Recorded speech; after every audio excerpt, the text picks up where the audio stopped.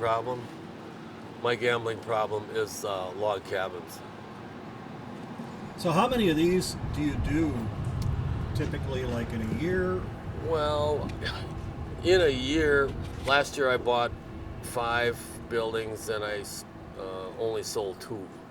So we're pretty well stocked with buildings right now, and this one here, of course, has some sentimental value. So this was an opportunity that I would have never had, because years ago, after my grandparents died, the farm was passed on to my father and his brother, and they held on to it for a few years, but they were getting near retirement age and they wanted to do something else, so they sold the property and I wasn't able to afford to buy it. But the only reason I'm standing here now is because the property has been sold separately from the log cabin, and I was able to purchase the log cabin. This whole place is going to be made into a huge parking lot or industrial facility for the local farmers co-op, which is next door.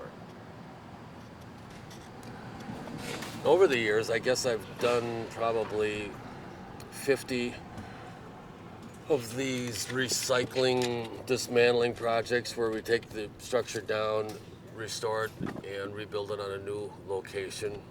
Done projects everywhere from Coeur d'Alene to Pittsburgh. And then we also do a certain amount of work each year for people who already have got ownership of a cabin and don't want to move it. They just want to get it restored and brought back to its original condition. So we call those on-site restorations. And we do a large number of those. We've probably done over 100 of those in the last 20 years since I got into this business. Sounds like there's a niche buyer for these. Oh yeah, yeah. Somebody who appreciates history and craftsmanship, maybe. Thank goodness for the internet. Yeah, we got into this right around the time the internet was, becoming popular, and without that, I don't think we'd have gotten to meet as many people and find as many log cabins as we have. Yeah, it's a niche inside a niche, probably.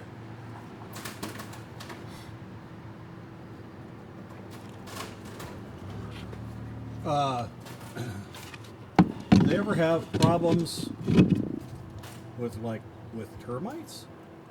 Because I mean, if you think about these aren't. This isn't treated lumber like today. No. Down here you can see that there's some little bugs that have gotten into the logs. Down here on the bottom, of course, there's a little more evidence. It's got these real fine pinholes down here, and those are from what we call powder post beetles. They don't have as big of appetites as termites and carpenter ants and things like that, so they don't do as much damage in the logs. And they start at the lower level of the buildings and gradually seem to work their way up the structure, especially after it's been left unheated and unoccupied. And this has been lived in up until just the last year or so. So they haven't had a chance to move in yet. So that's good. Okay, so I mean, is there actual structural damage, or is it just more of a cosmetic? I guess in time, cosmetic becomes structural. Right. Well, they can do, if they are in the wood long enough, they can do enough damage to where it's no longer good for structural purposes. But the thing about log cabins is that most all of the logs, except for a few that are maybe over windows, all of these logs are in compression, basically like these old bricks. These are soft bricks, which aren't near as hard as the bricks that we have today. But when they're used in the manner that brickwork is laid one on top of the other, they're all in a compression type of use, and the logs are in exactly the same way. Where that gets to be a problem is where there's a log beam or some log that supports the roof or a floor or something like that. And the other area is at the corners, where all these logs are in direct compression with one another at the corners. And as they start to deteriorate, these corners get squashed together and settle more, and that causes problems when the damage occurs at that location. Oh, interesting. Wow, I don't know what else to ask. I mean, there's Yeah, there's a little out of your field. it really I know. is. Yeah. No problem. No problem. Well, I've done a couple of these things before, so it's not my first rodeo. I've learned a lot over the years. Well, you're doing a great job on camera, by the way. I think it's really interesting, and I can see why, the video people from these different channels have approached you through the years about, Yeah. I think it's really fascinating. It's very different from like restoring a more modern house. Oh yeah. You see lots of shows Not- about those. Yeah. I don't even think Bob Vila's done one of these.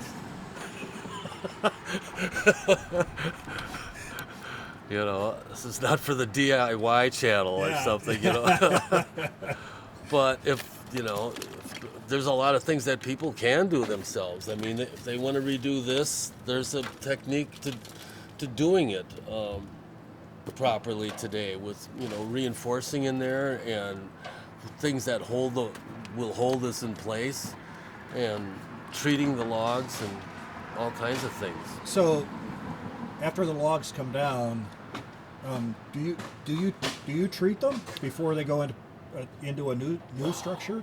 We do treat them with a boron-based preservative.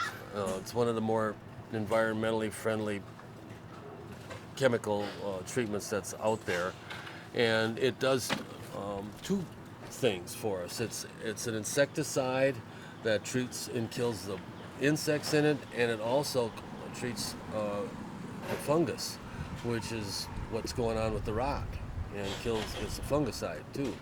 So we do that.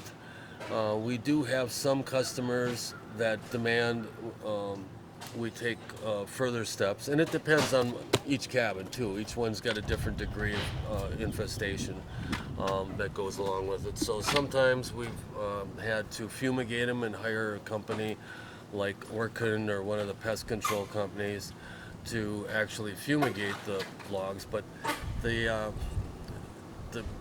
poison chemicals that they use for these things are dangerous around people. I mean, when you have to put a tarp over the whole pile and stick a little skull and crossbones sticker on it, you're assuming a lot of liability. And the only way we've been able to do this is to take all the logs and lock them inside a semi-trailer, and then they can fumigate that and lock the place up and make sure that no one ever gets inside there. But we've only had a couple of people do that, and those were the ones that had hardwood logs, because the hardwood logs are actually more palatable to these insects than the softwood ones are. I don't know why. That's interesting. I But, didn't know that. but You'd think softwood, they'd go for the softwood because it's easier. I don't know. It must be the flavor of the wood or whatever. It has nothing to do with the density and the strength, that's for sure. So yeah, I was hoping these logs aren't going to be like this tall. It's just huge. But that's not the case. Well, if you got a guy on a horse, probably you gotta keep it on a manageable level. Yeah. In terms of lifting them and Yeah. all that. So Yeah. There is a place that's about 10 miles east of here that I found a couple of years ago, and the logs are like 16 to 18 inches tall. They're just huge. We haven't been able to come to an agreement with them over the price of it yet, because that's completely covered with asbestos siding, which they call slate, but it's not really slate. It's asbestos. So So then when you get into an asbestos situation, you got to do an abatement first, or with the demolition, it varies with each state, and I basically, that's one of the reasons I stayed away from that one, because it's going to be more expensive. It's going to either be more expensive or more liability to me, my workers, to take that job on. So yeah. thank goodness this came along, so we don't have to look at that project anymore. But this area of Wisconsin is just filled with all kinds of log cabins. I mean, they have vinyl siding on them and so forth, and you can't really tell unless you spot the big, thick windowsills. And there's a certain symmetry to the cabins too. Like if you look at the front of this place here, you got your door right in the middle and a window on each side, and so forth. And they're a story and a half building, and they're fairly easy to spot if you're taking a few down before. But yeah, there's a couple of different types out here. There's one west of here that has all vertical logs, which is a French Canadian type of construction, where they would stack the logs up vertically instead.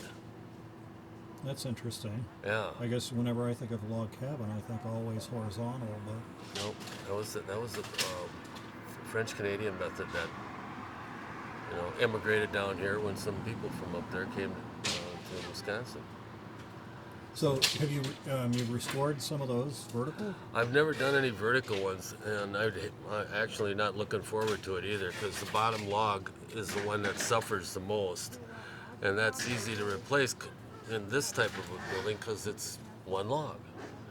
Where if you've got vertical logs, you've got the bottom end of every log that's probably deteriorated.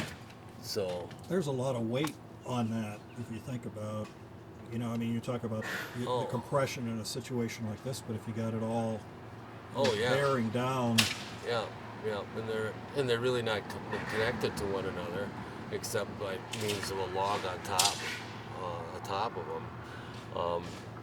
When we do log replacement, if we have to do full log replacement, we can jack this up here, and I mean, I can put a jack in here and lift this side of this thing here and tear out a whole bunch of material, and the logs up above it don't need any support if they're full length. But if you've got vertical logs, my God, you would not be able to do that. So then they would have the chinking between the logs, just like in a horizontal type log too. Yep.